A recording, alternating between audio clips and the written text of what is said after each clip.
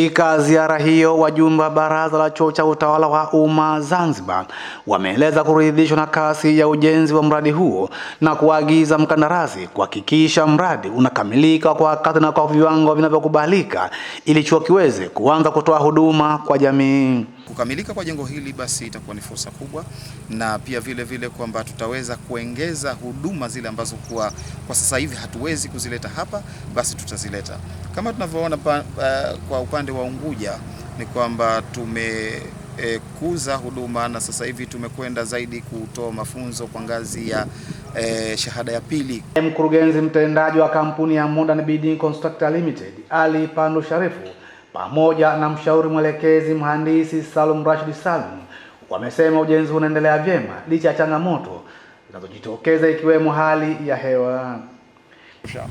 Kokoto za kutosha, hata nondo za kutosha tunazo tayari, na saruji ya kutosha imo katika storage yetu.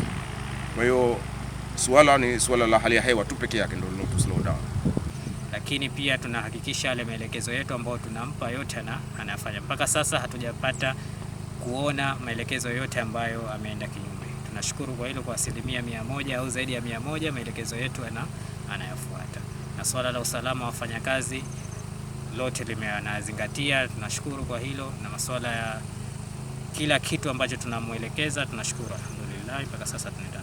Milika kwa ujenzi wa chuo cha utawala wa umma IPA kisiwani Pemba utakuwa fursa muhimu kwa wanafunzi, kwani kutapunguza gharama za masomo na kuongeza upatikanaji wa masomo ya elimu ya juu kwa wanafunzi.